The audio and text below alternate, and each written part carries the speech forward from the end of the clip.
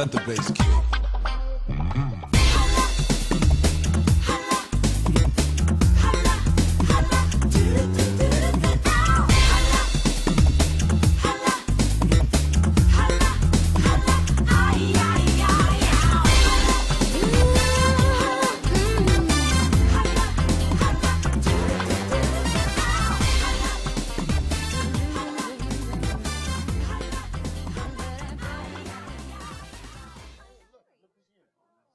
Parang maganda yata bumili talaga ng property dito sa Pilipinas and then have it rented out, diba? What do you think?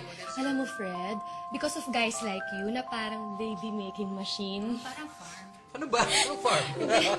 Kasi naman, 5 kids in 5 years. 92 million na tuloy ang populasyon ng Pilipinas. Uy, pero ang good news, sa dinami-rami ng tao dito sa Pilipinas, there will forever be a market for quality homes. Whether you want to buy for, let's say, rental income, to resell, or kung gusto mo tiran, ganun talaga eh. Parang basic law of supply and demand lang yan. Basta ako, convinced ako sa Philippine real estate. Ako rin. Believe ako sa Philippine real estate. Ano pare?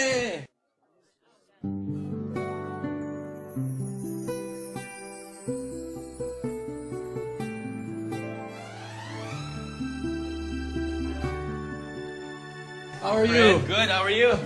Sorry I'm late. Ayan kasi artista pa. Piolo daw. PJ ka lang naman sa amin. Oo nga. Nurse, how's Manny? Well, ito, we're doing okay. In fairness, we're doing pretty well. I was just telling them that we were planning on investing on a condo unit. Sweet, ano? Because, you know, over the years, we were able to save. It's so sarap pala to feel that you can afford your own home. That's true. You know, that's a very good idea. Ikaw pare, how are the kids? How's business? Alam mo naman nangyari sa Amerika, diba? Yeah. But Canada's okay. My supermarkets are doing very well. Kaya lang medyo na-burn ako sa stocks. Alam niyo, Meredith, Fred, ako simpleng tao lang naman. Simple. Piolo ka na nga eh. Dati nga, nagkahabulan tayo sa village. Oo nga. Ngayon siya na lang hinahabol. Don't remind me. Seriously, guys, especially you, Fred. I mean, ako, medyo malayo na narating ko sa career ko ngayon. But you know what I've learned? You have to be careful about where you put your hard-earned money. Lilibre mo kami? Oo naman. Uy, nakakahiya naman. Banana cake. Oh, pizza. I mean, wala naman ako masyadong alam sa stocks, bonds, mutual funds, at saka mga derivatives. What are those anyway? Mahirap intindihin yun eh. Yeah. I mean, why buy something that you cannot see, touch, or feel? That's true, huh? Yeah, with real estate, you buy something tangible. I mean, come on, it's a home. Whether it's a condo or a house, it's something that you use, and it's almost always sure to appreciate in value. That makes sense, huh? Right? Makes sense. Not like stocks or bonds, where all you hold is a piece of paper. Why buy real estate? It's simple. Why buy real estate? It's simple. Low risk versus stocks, bonds, pre-need. When you move in, you automatically save on rent. When you rent it out, it is income generating. Asset value is preserved versus the volatile stock market or pre-need plans. Real estate has been proven to keep their value over the long run. It is a hedge against inflation. Tapos if you buy now and take advantage of pre-selling prices, naku, ang laki ng savings and profit if you ever decide to sell eventually. Uy, thanks sa pizza. Okay po, tama-tama. Eh, napanood kita sa last movie mo, ah. Yeah. Oh, you're super guapo there, Basta I remember one of the first movies I ever did was with no other than the star for all seasons. Si Ate V. And you know what the best ever advice she gave me was? Invest in Philippine property. Wow. And for the last 10 years, that's what I've been doing, investing in real estate. Okay, tamo naman ngayon. You're happy with your property investments. That's right. Ako naman, nagsisisi. I should have listened to Ting Ting and put my money on that house in Canyon Ranch. You know, the one with the infinity pool? Sayang. You know what, Fred? It's not too late. I'm sure you have a lot of savings left. Alam mo naman tayo mga Pinoy, we don't really spend. Oo nga. Tama yan, tama. Ipon lang tayo ng ipon. Sa bagay. Why don't you invest some of it in a home here? Pwede. Look at PJ. He bought a unit in Century City in Makati, right? Yes. Tell us about that. You know what, guys? We've been friends for over 10 years now. Come on, go ahead, eat. Oo nga, 10 years na, nakakahiyaan pa. And I'm sure you guys are thinking, as a Century endorser, of course I'm gonna ask you to buy a project from Century. Right? But you know what? Even before I met them, I was already planning to buy a unit at Century's Gramercy project in Makati. Oh. With my own money. Really? Yes. In fact, I was ready with a down payment. It was just fate that my manager was able to put a deal together. Oh, hindi showbiz yan. No, hindi showbiz. Seryoso, walang bola. Century really was my only choice. Talaga? Yes, because I've compared many projects from different developers and I found Century to be far superior. You know, I've worked so hard all these years and one of my dreams has always been to have a condo in Makati. Maganda yan. Yeah. And sure enough, when you want something and you work hard for it, you'll get it. Right? Ganyan naman tayo mga Pinoy eh. Ganyan tayo mga Pinoy. Kaya let's get it. Let's eat it. Siyempre, as Century's ambassador, I got a really nice unit. But as your friend, I do encourage you guys to really do research. Because ako, I'm very careful. I really went out there and looked at all the projects in the market.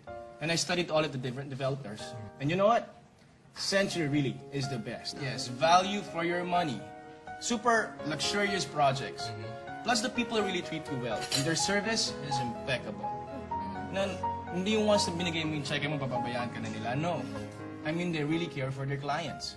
Plus, Century projects are really different from the others because they are truly visionary. And they have had a lot of firsts, ha? Like they created Essenza, first luxury residence to rise at Fort Bonifacio. Yes. And they were even voted best residential condo in the country.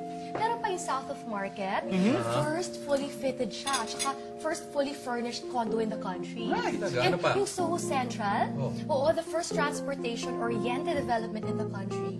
And there's another one, yung GSM. GSM, that's naman the first condo that's really fully fabulous with 3 interior design options.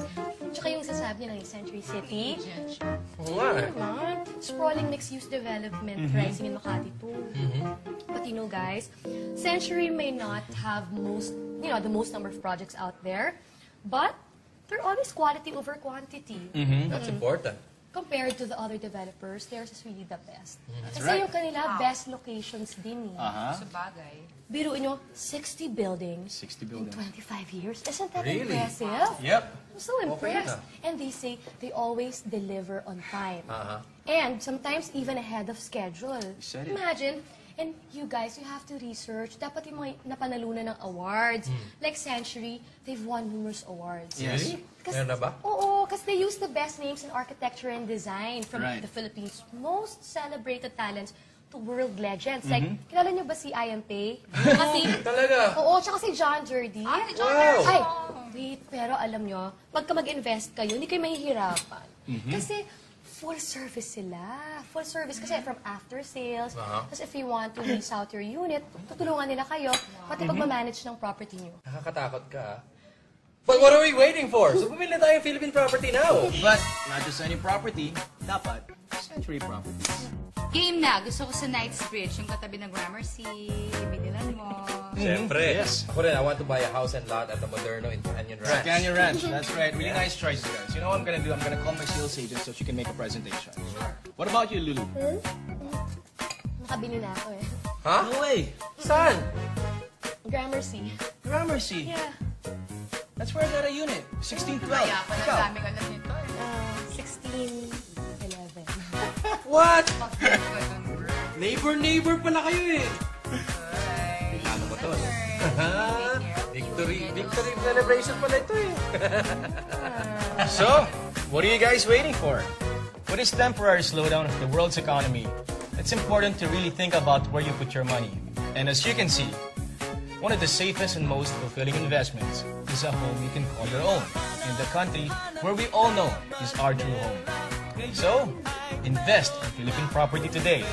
But not just any property, dapat Century Properties.